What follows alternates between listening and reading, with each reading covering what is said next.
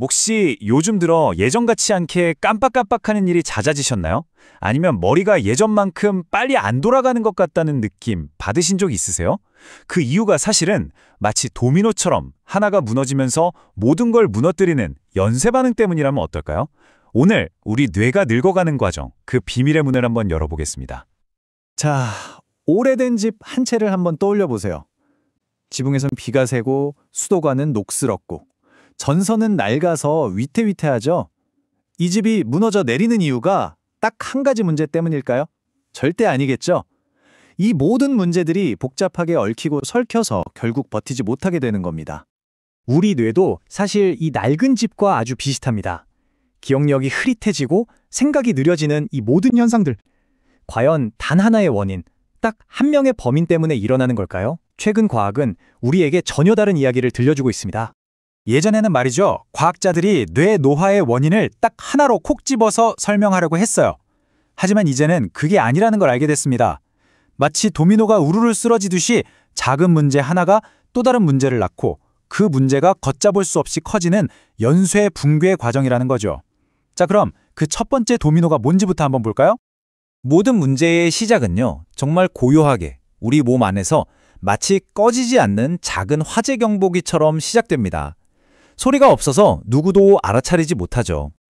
그 경보기의 정체는 바로 염증 노화라는 현상입니다. 이게 뭐냐면요, 우리 몸이 다치거나 병균이 들어온 것도 아닌데 항상 약간의 비상 상태를 유지하고 있는 거예요. 이 끊임없는 긴장 상태가 우리 몸의 시스템 전체를 서서히 지치게 만드는 거죠. 이 조용한 경보음, 즉 만성적인 염증 상태는 결국 우리 몸속에서 잠자고 있던 아주 파괴적인 효소 CD38을 깨우고 맙니다. 그리고 이 녀석이 바로 두 번째 도미노를 힘껏 밀어버리는 주범입니다.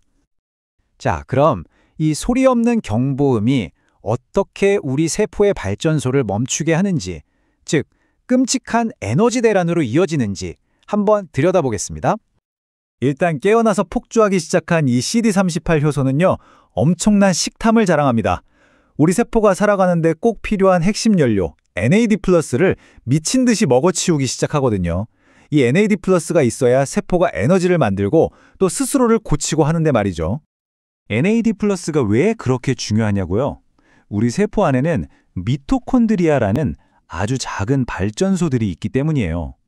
이 발전소가 음식을 에너지로 바꾸려면 NAD+라는 연료가 반드시 필요한데 그 연료 탱크가 지금 바닥을 보이기 시작한 겁니다.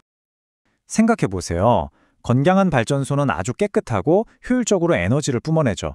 하지만 연료도 부족하고 낡아빠진 발전소는 어떻겠어요? 시커먼 연기를 내뿜으면서 겨우겨우 돌아가겠죠. 바로 우리 세포의 에너지 생산 효율이 급격하게 떨어지기 시작하는 겁니다. 그리고 바로 여기서 최악의 시나리오, 그러니까 악순환의 고리가 만들어집니다. NAD+ 에너지가 부족해지니까 우리 몸의 염증을 막아주던 보호 스위치는 꺼져버려요. 반대로 염증을 더 만들어내는 폭주 스위치가 켜지죠. 그럼 늘어난 염증이 다시 CD38을 더 깨우고 그 녀석이 남은 에너지까지 싹 다 고갈시켜버립니다.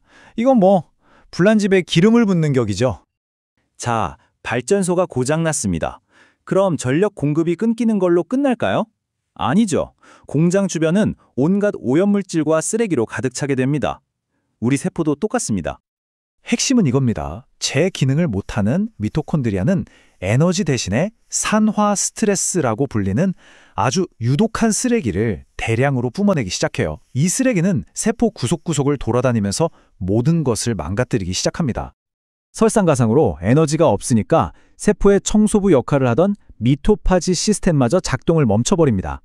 고장난 발전소를 빨리 치우고 새 것으로 바꿔야 하는데 그럴 힘조차 남아있지 않은 거죠. 바로 이 지점에서 정말 끔찍한 결과가 나타납니다. 세포 안에 치우지 못하고 쌓인 이 쓰레기들이요, 바로 우리가 알츠하이머병 같은 무서운 질병에서 듣게 되는 아밀로이드 베타나 타우 같은 독성 단백질 덩어리로 변하는 겁니다. 이 덩어리들이 뇌세포를 병들게 하고 뇌의 통신망을 마비시키기 시작하는 거죠. 이제 상황은 걷잡을 수 없이 커집니다. 끊임없이 울리는 경보음과 여기저기 쌓이는 쓰레기 더미는 마침내 뇌의 자체 방어 시스템, 즉 보안팀을 자극하게 됩니다. 뇌의 보안팀이라고 할 수 있는 신경교 세포들이 이 비상사태를 감지하고 현장으로 출동합니다. 그런데 문제가 있어요. 이미 상황이 너무 엉망진창이라 이 보안팀이 이성적인 판단을 잃고 극도로 흥분한 거의 광란 상태에 빠져버리는 겁니다. 그 결과 뇌를 지켜야 할 보호자들이 갑자기 공격자로 돌변합니다. 이들은 닥치는 대로 염증 물질을 쏟아내면서 멀쩡했던 건강한 신경세포까지 파괴하기 시작해요. 이건 마치 불을 끌어온 소방관이 온 동네를 물바다로 만들어버리는 것과 똑같습니다. 네, 지금까지 정말 절망적인 도미노의 연쇄 붕괴 과정을 함께 보셨습니다. 하지만 여기서 희망을 찾아야겠죠?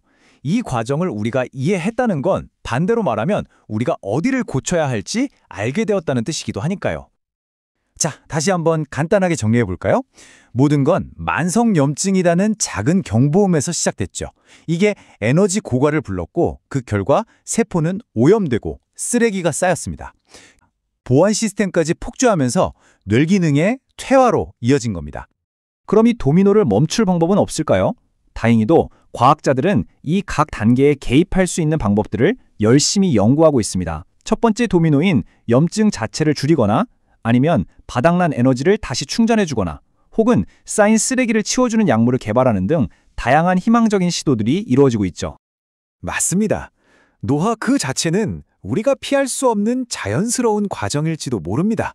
하지만 오늘 우리가 함께 살펴본 이 끔찍한 연쇄붕괴의 고리, 이걸 우리가 끊어낼 수 있다면 어떨까요? 어쩌면 노화가 주는 가장 고통스러운 결과들은 더 이상 피할 수 없는 운명이 아니라 우리가 충분히 바꿀 수 있는 미래가 될지도 모릅니다.